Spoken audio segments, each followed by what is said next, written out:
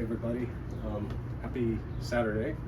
I did a video last week about this new Shop Goodwill stove that I purchased. It's a Kamp Kook model 2521 from the mid to late 30s, probably mid 30s. In that video I just got to get it like out of the box and see it, but anyone that knows me knows that I am probably tinkering with it and figuring out why, what it needs to make it work. So anyway, I have kind of looked it over and I thought I would see if we could get it lit. These gas pressure appliances they're pretty simple, and at the same time they're complex in the way they're engineered, but they rely on pressure to work. And so the fuel cap has a seal on it that often goes bad, so the fuel tank won't hold pressure, so you won't actually get the gas under pressure to get it to the burners. So that's an important thing that needs to be checked. And then the pump itself has a seal, like a leather cup that it uses to compress air into the tank. It's kind of amazing. These earlier ones, they were still figuring all that out, but this one is the first that offers what they call instant lighting.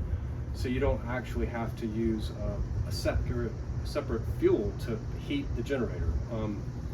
The shortest way to say this is it uses liquid gas, but it heats a metal rod that vaporizes that gas and turns it into, vaporizes the liquid into a gas, and it burns the gas as a vapor. It's kind of ingenious how they figured this out at the turn of the 20th century, or late 19th century. So anyway, all that to say, let's see if we can get this one to work. I have changed the gasket for the fuel cap, and I've oiled what's called the pump leather. Now they're synthetic, but this one still has a leather one, which will allow the pump to compress gas. So let's see if that fixed it.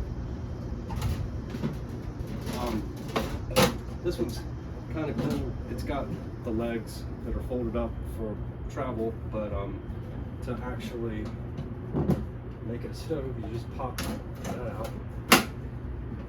And this one.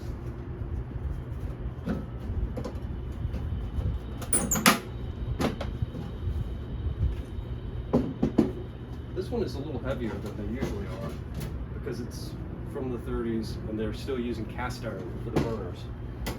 So anyway, so this is the fuel tank that's currently full of liquid fuel. I don't know if you can hear, but this is the pump. This one incorporates the pump with the fuel cap, so there's actually a rubber seal in here that was completely shot, and I changed that. And this is still a little shiny from the oil that I added so that it can make compression. This one has a 2-valve control for the lighting sequence. This one allows it to use air from the top of the tank, which would be gas vapor, and you start it with this one and then add the actual liquid fuel, and once you get it going, you can turn this one off. They've simplified that to one valve wheel with a lever later. Coleman did at least. So I'm going to stop talking.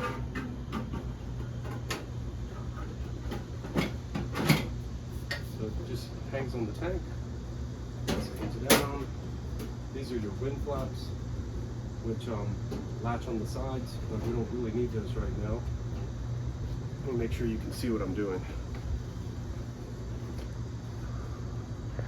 Let me see if I can pull you in a little closer.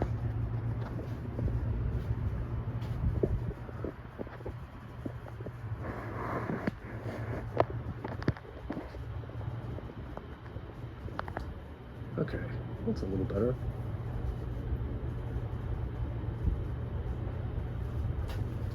So the first step is to actually pump the tank. You want to make sure the valve is off, which it is. This is the metal rod that I was talking about. This is the generator. So the fuel will go through this hollow tube, and it's got special holes in the burner to heat this tube to vaporize the liquid gas into gas. What's nice about these stoves is this will burn gas from the gas station. If you are in an emergency, you can just use gas that you would use for your lawnmower. So, all right, I'm gonna pump this up.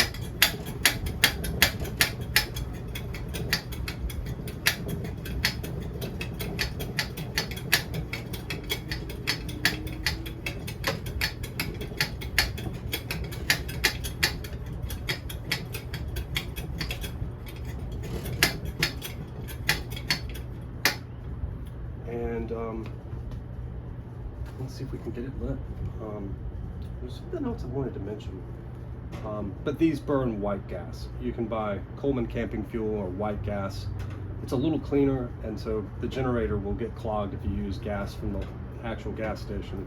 So I'm going to open this first, just about 4 turns, and then I'm going to crack this valve. And you might actually hear it.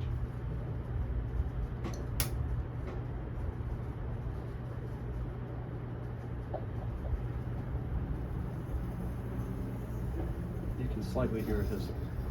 There it goes.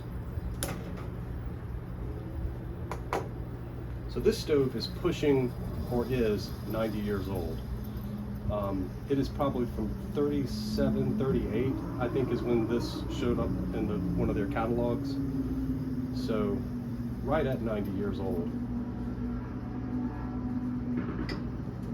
So what's going on here?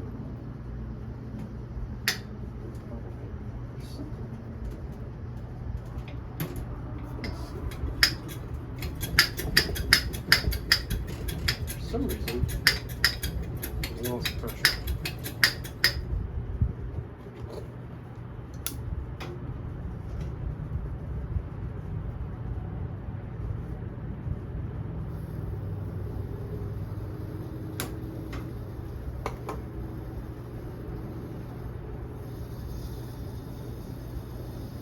So we've got fire. So now I can close this valve. It doesn't need the air vapor anymore. And it's just going to burn straight fuel. So the flame changed colors because it's actually burning raw fuel at this point, and it's still not quite hot enough to vaporize it. There we go. As soon as it hits the temperature, the flame will turn blue. So yeah, there we go.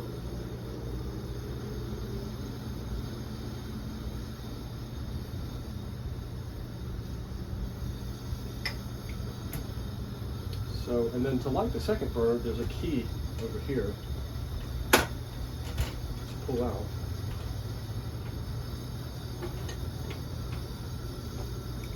And unlock this side with it, rotating it. You lose a little flame on that side just because it actually has to power both of them with the same fuel. So once you get this one open, you just turn this up. And I'm wondering, I feel like we're losing a little pressure, but yeah, so there you go. It is definitely working. It's pretty cool to see something this old still function.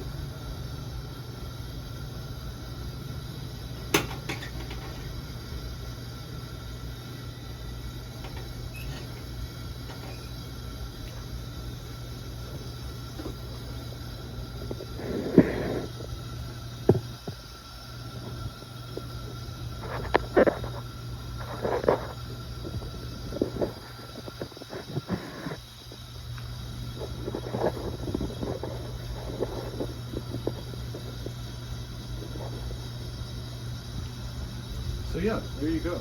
So nearly 90 years old, and it's putting off a ton of heat, and it works perfectly. I may try to make coffee on it tomorrow and do another video, just because I think that might be fun. I'm pretty sure I have a nearly 90-year-old coffee maker that would work well on it. But yeah, these things are just fascinating to me, and how they are so robustly made. They're incredibly reliable. And you can rely on them when the power goes out, or if you have a hurricane, which is what got me into collecting them. So one other feature of this one that's kind of cool, some of them have windscreens that clip on, that are sort of, you know, you have to kind of finagle with them. But with this one, literally, you just slide the windscreen across the metal, and it latches. This hook will just automatically catch the hole, and it latches for you without having to fuss with it at all. So, all right, well, thank you so very much, and hope everyone's having a good weekend. I'm in South Carolina, and it's hot.